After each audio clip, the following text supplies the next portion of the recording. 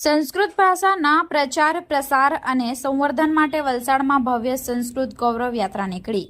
વલસાડ જિલ્લામાં સંસ્કૃત ભાષાના પ્રચાર પ્રસાર સંવર્ધન અને વિદ્યાર્થીઓમાં સંસ્કૃત ભાષા અને ભારતીય જ્ઞાન પરંપરા પ્રત્યે રસ અને ગૌરવની ભાવના વિકસે તે હેતુસર સંસ્કૃત ભાષા સપ્તાહ મહોત્સવની ઉજવણીના ભાગરૂપે જિલ્લા પંચાયતના પ્રમુખ હેતલ પટેલે શ્રીફળ વધેરી કલેક્ટર કચેરીથી ભવ્ય સંસ્કૃત ગૌરવ યાત્રાનો પ્રારંભ કરાવ્યો હતો।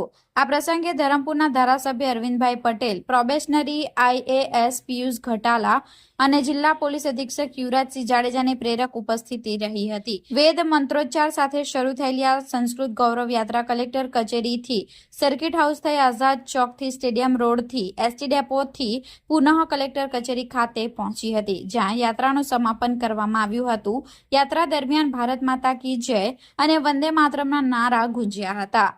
આ સાથે સમસ્ત માર્ગો ઉપર સંસ્કૃતમાં વેદ મંત્રોચ્ચાર અને રથ પર ઋષિ મુનિઓના વેદમાં વિદ્યાર્થીઓ દ્વારા યજ્ઞ પણ ચાલી રહ્યો હતો। વેદ ઉપનિષદો અને રામાયણ ગ્રંથની પ્રતિકૃતિ પણ આ સંસ્કૃત ગૌરવ યાત્રામાં આકર્ષણનું કેન્દ્ર બની હતી। આ યાત્રામાં વલસાડ પ્રાંત અધિકારી વિમલ પટેલ, જિલ્લા શિક્ષણ અધિકારી ડોક્ટર રાજેશ્રી એલ ટંડેલ, જિલ્લા પ્રાથમિક શિક્ષણ અધિકારી DB વસાવા, જિલ્લા યુવા વિકાસ અધિકારી હિમાલી જોશી, શાળાના શિક્ષકો, અધિકારીઓ તથા પદાધિકારીઓ પણ જોડાયા હતા। સંસ્કૃત ભાષા અને ભારતીય સંસ્કૃતિની ગૌરવપૂર્ણ પરંપરાને જન જન સુધી પહોંચાડવાના હેતુસર આ યાત્રાનું આયોજન કરવામાં આવ્યું હતું।